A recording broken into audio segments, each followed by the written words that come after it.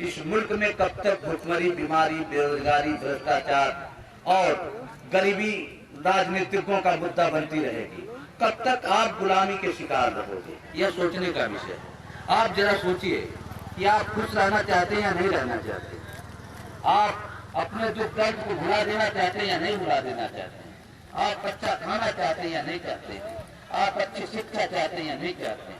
आप बिल्कुल आजाद जिंदगी चाहते हैं या नहीं चाहते? आप ये सारा कुछ चाहते हैं और आप प्रेम भी चाहते हैं और प्रेम से समाज में रहना भी चाहते हैं, लेकिन आप समाज में प्रेम से नहीं रह पाते। आप घर पेट खाना भी नहीं पा रहे, आप अपने बच्चों को अच्छी शिक्षा भी नहीं दे पा रहे। कारण क्या है? कारण क्या है कि आखिर इस देश में 70 साल आजाद हुए हो गया, हम लोगों को यह सब कुछ नहीं मिल रहा है। क्यों नहीं मिल रहा है? किसने दबा रखा है ये सारा कुछ? कहीं कुछ तो सोचा होगा आप लोगों ने, कभी तो विचार किया होगा। आज तक भारत एकमात्र ऐसा देश है कि 70 साल आजाद हुए हो गया, लेकिन गरीब 44 करोड़। ऐसा कोई देश दुनिया में नहीं। ऐसा कोई देश नहीं है जहां सिर्फ राजनेता भोग कर रहा, जहां सिर्फ सरकारी भोग कर रहा, जहां सिर्फ ये पुलिस प्रशासन के बड़े अफसर भोग कर रहे हैं। यहाँ पे कोई साम्यता नहीं है, कोई नियमावली नहीं। अंग्रेजों का बनाया हुआ कानून आज तक इस देश में लागू। एसपी साहब दस्तखत करने वाले को 80,000 वेतन और 24 घंटा ड्यूटी करने वाले को 32,000 वेतन। ये देश के हमारे संविधान की व्यवस्था है, पता नहीं कैसी। लंदन और अमेरिका में तो लोग हंसते हैं भारत की व्यवस्थाओं को कि बैंकलेस पुलिस को सिर्फ 24,000 और एक आदमी ने पढ़ाई कर ली, उसको कहते हैं इंटेलेक्चुअल प्रॉपर्टी। एसपी साहब को 1 लाख वेतन और पुलिस वाले को 22,000, 24,000, 18,000 वेतन। यहाँ तो ठीक उल्टा, जो ज्यादा मेहनत करे, जो ज्यादा श्रम करे, जो अपनी जिंदगी दांव पे लगाए, उसको सबसे कम वेतन, और जो सिर्फ बैठ के अपने ऑफिसों में बैठ कर हमारा शोषण करे, उसको सबसे अधिक वेतन। ये तो वो मुल्क है जिस मुल्क में नेता हमको चूस चूस के हमारी गोटियां खा रहे हैं और हम उन्हीं के नाम पर तालियां बजा रहे हैं। ये वही मुल्क। इस मुल्क में हम किसी न किसी पार्टी के गुलाम हैं, किसी न किसी पार्टी के गुलाम हैं। कोई समाजवादी पार्टी का गुलाम है, कोई बहुजन समाज पार्टी का गुलाम है, कोई कांग्रेस का गुलाम है, कोई भाजपा का गुलाम है। क्यों गुलामी है ये? किस लिए गुलामी है? किस बात की गुलामी है? आपका किस राजनीतिक पार्टी ने आपका मुस्तकबिल, आपकी तकदीर, आपकी किस्मत बदल दी? किसने आपको घर रोजी रोटी का इंतजाम कर दिया है? किस राजनीतिक पार्टी ने आपके बच्चों के लिए अच्छी शिक्षा शिक्षा का इंतजाम कर दिया है? किस भाषण के अलावा आज तक दिया क्या राजनीतिक पार्टियों ने कुछ आपको? मैं अच्छी तरह से जानता हूं कि हिंदुस्तान में भाषण के अलावा आज तक गरीब आदमी को कुछ भी नहीं मिला। भाषण से मिलता क्या है? भाषण पे दांव पे जान दांव पे लगाई जाती है हमारे गरीब किसान के बच्चे जो सीमाओं पे हैं और हमारे गरीब किसान के बच्चे जो पुलिस में भर्ती हैं। भाषण से इन लोगों पे दांव पे लगाई जाती है। अधिकारी की जिंदगी दांव पे नहीं लिखती, कभी नेता की जिंदगी दांव पे नहीं लिखती। सिर्फ गरीब का बेटा 22,000 रुपए के लिए, 24,000 रुपए की, 26,000 रुपए के लिए अपना जीवन चलाने के लिए जिंदगी दांव पे लगा देता है। सीमाओं पे नौजवान मारे जा रहे हैं, गांव में किसान मारे जा रहे हैं, बीमारी से हमारी माँ और बेटी मर रही है, भूख से हमारे दादा तड़प रहे हैं, फिर भी देश के नेताओं का जिंदाबाद हो रहा है। बताइए कैसा मुल्क? ये मुल्क है कोई? ये देश है कोई? इस देश से कोई गर्व कर सकता है कि 70 साल बाद, आजादी के 70 साल बाद भी देश में 44 करोड़ लोग गरीब हैं, 26 करोड़ लोग भूखे सोते हैं, करोड़ों लड़के जिनके पास सोने का ठिकाना नहीं, रेलवे लाइन पर पुलों के नीचे सोते हैं। और कहते हैं कि संविधान ने हमको इक्विटी, हमको भाईचारा, साम्यता दिया है। ये इस संविधान पे कैसे गर्व किया जा सकता है? हिंदुस्तान के संविधान पे, इस हिंदुस्तान के संविधान ने अगर ये सब कुछ दिया तो सरकार ने सुनिश्चित क्यों नहीं किया? सरकार ने वो विधान क्यों नहीं बनाया कि गरीब गरीब ना रहे? आप सोचिए। उनको नहीं सोचना है। उनको इसलिए बिल्कुल नहीं सोचना है कि उनकी माँ अगर बीमार पड़े तो लंदन में इलाज हो जाएगा। आप सोचो कि अगर राहुल गांधी की माँ की तबीयत खराब होती तो कहाँ इलाज होता है? लंदन अमेरिका में होता है कि नहीं होता है? मोदी जी को छींक आ जाए तो लंदन अमेरिका में इलाज होता है कि नहीं होता है? मुलायम सिंह यादव के बेटे अखिलेश यादव विदेश पढ़ के आए कि नहीं पढ़ के आए? मारुति का जूता चप्पल लंदन से आता था कि नहीं आता था? हम बीमारी से परेशान, हम रोजी रोटी को, एक रोटी को तरसते हुए लोग, हम रोजगार के लिए चक्कर लगाते नेताजी की हुजूरी करते हुए लोग, कभी अधिकारियों के पांव छूकर उनके थोड़ी सी चाय पा जाने के लिए अटकते लोग। हम लोग गरीब ही हैं और वो लोग हमारा शोषण कर रहे हैं। आप यकीन मानिए, आज मैं एक ऐसी बात बताऊंगा जो आपको जान के हैरानी होगी। आज तक आपने जाना नहीं होगा, आज तक लगता होगा कि ऐसा भी होता है क्या। ऐसा होता है। भारत सरकार जो उद्योगपतियों को कर्जा देती है, किस शर्त पे देती है आपको पता है? नहीं पता तो आज मैं बताता हूँ। ये बड़े मजे की बात है। इस मजे की बात को आज आप लोग जान जाएंगे तो आप लोग सोचेंगे।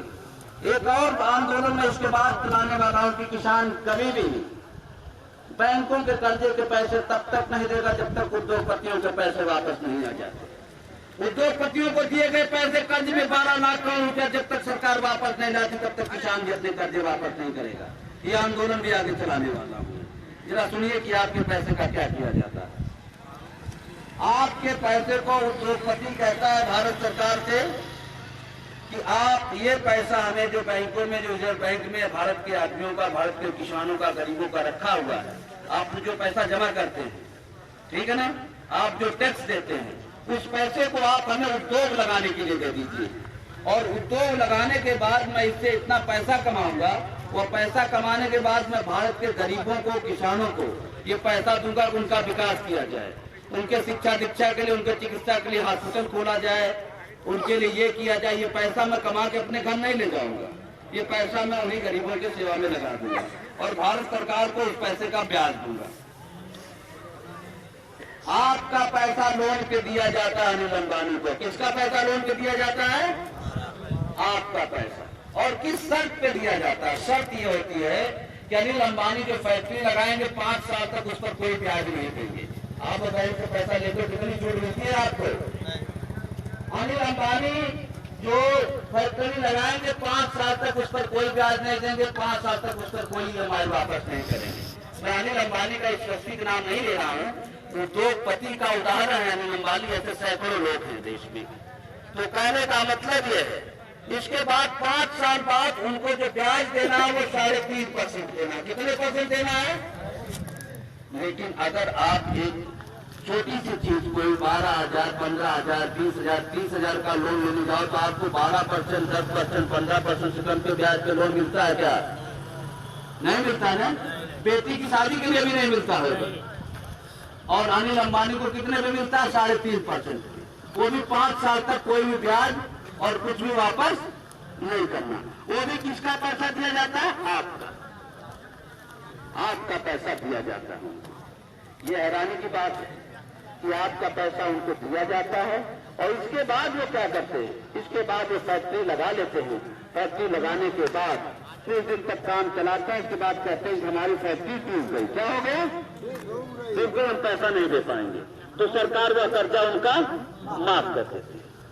तो आपका पैसा क्या हुआ? आपका पैसा चोरी हो गया, घोटाला हो गया और उद्योगपति ने लूट लिया, नेता ने मिलकर लूट। आपका पैसा कर्जा दिया जाता है उनको। और दूसरी बात और एक मजेदार बता दूंगा आपको। आपके नाम पे भारत के तमाम जनता जितने नागरिक हैं उनके नागरिक के अनुसार और उसके उत्पादन के अनुसार ही रिजर्व बैंक, विश्व बैंक के निर्देशों के अनुसार रुपया छापता है। यानी अगर 100 रुपया अंबानी के लिए छाप रहा, 100 रुपया आपके लिए भी छप रहा है भारत सरकार द्वारा। लेकिन आपको 100 रुपया नहीं मिलता, लेकिन अंबानी को 1,000, 10,000, 20,000, 50,000 रुपया। इसका एक आंदोलन लड़ना पड़ेगा। हम गरीबी से, हम इस बेकारी से, बेरोजगारी से, भ्रष्टाचार से, आतंकवाद से, चोरी से, छिनैती से, डकैती से तब तक मुक्त नहीं हो सकते जब तक हम अपने अधिकार जाने नहीं, जब तक हम लड़ाई लड़े नहीं, जब तक हम जात पात की लड़ाई लड़ेंगे, जब तक हम राजनीतिक गुलामी लड़ेंगे, जब तक हम जी हुजूरी करना जानेंगे, जब तक हम अपने अधिकारों को जानेंगे नहीं। जैसे कि बहुत सारे अधिकार हैं, अब तो सरकार ने जनाना शुरू कर दिया है, नहीं तो मैंने बहुत सारे अधिकार आपको जनाने शुरू किए। आपके ऊपर शासन करने के लिए कोई नहीं दिया गया है, आपकी सेवा करने के लिए सारे लोग दिए गए हैं।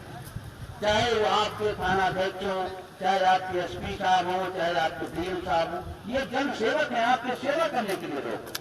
सेवा करने मतलब आपके अधिकारों की रक्षा करने वाला अधिकारी। अधिकारी की परिभाषा कोई अलग नहीं है।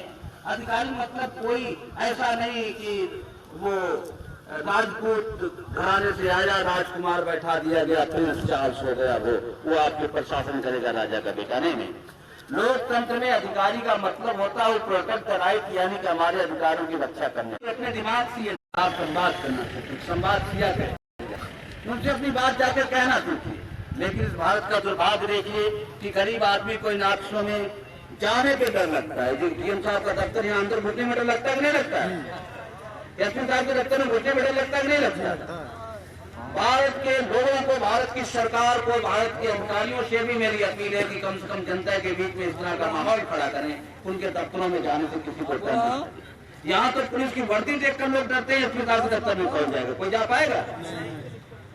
लेकिन आप लोग अपना ये डर निकालिए। आपका ये अधिकार है कि अपनी बात इनसे कहिए, क्योंकि आपके अपने अधिकारों की रक्षा करने के लिए संवैधानिक रूप से यही जिम्मेदार है।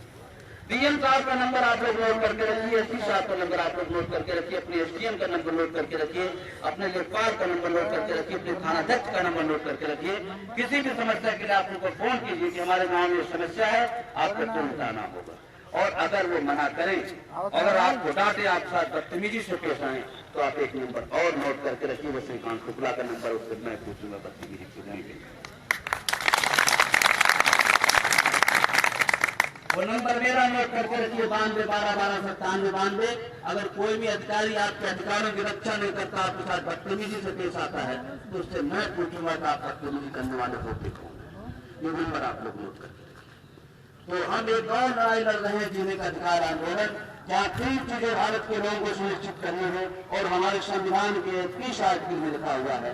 वो 30वां आर्टिकल यही कहता है कि भारत के लोगों को गरिमामय जीवन जीने का पूरा अधिकार है, और उसको संविधान सुनिश्चित करे।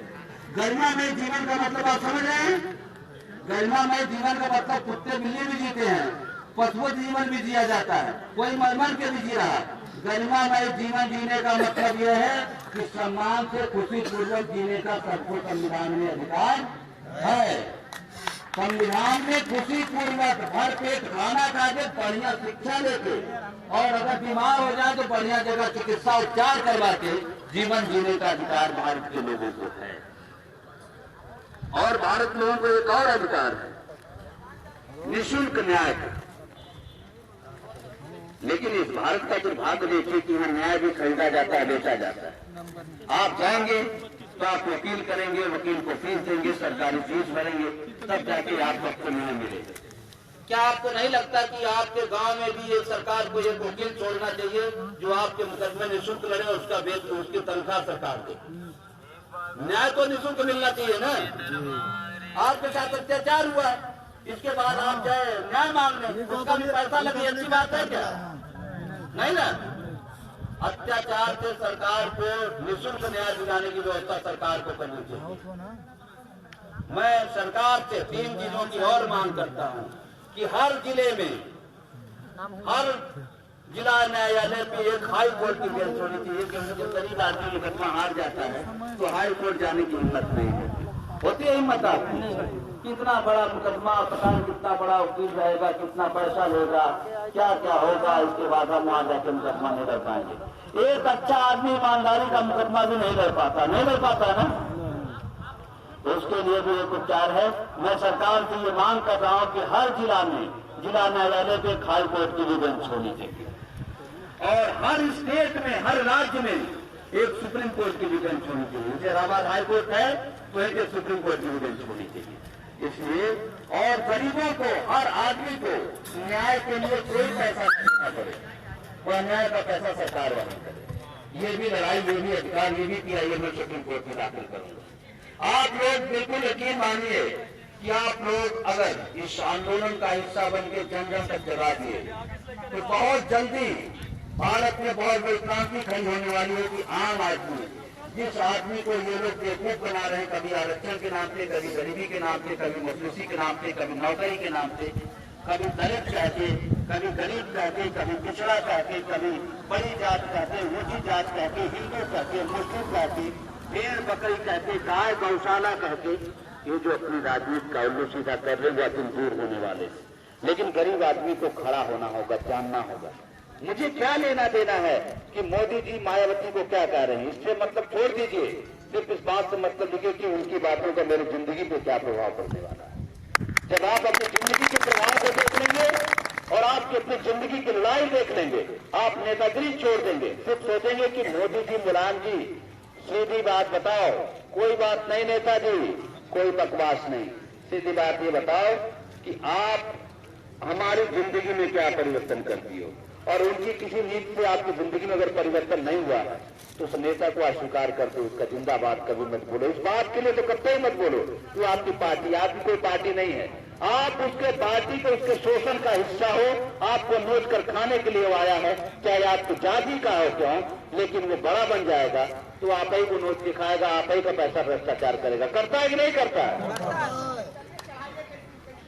आप लोगों को इतना ही कह रहे हैं कि PIL सुप्रीम कोर्ट में दाखिल करेंगे, जनहित याचिका दाखिल करेंगे कि भारत के लोगों को 3 चीजें मिले, निश्चित और निःशुल्क। वह 3 चीजें हैं, शिक्षा, चिकित्सा और भोजन। भारत के लोगों को जो संविधान में लिखा गया है वह निःशुल्क और निश्चित मिलनी चाहिए। हर परिवार को उसी हिसाब से पैसे का वितरण होना चाहिए।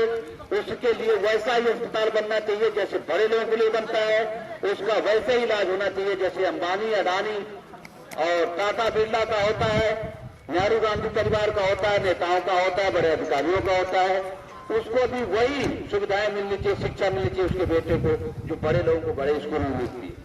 इसके लिए एक आंदोलन में आप लोगों के इस आंदोलन के बाद, हाईकोर्ट का मुकदमा करने के बाद सुप्रीम कोर्ट में मुकदमा करूंगा, वहां आप लोगों को बुलाऊंगा। आप लोग आओगे कि नहीं आओगे?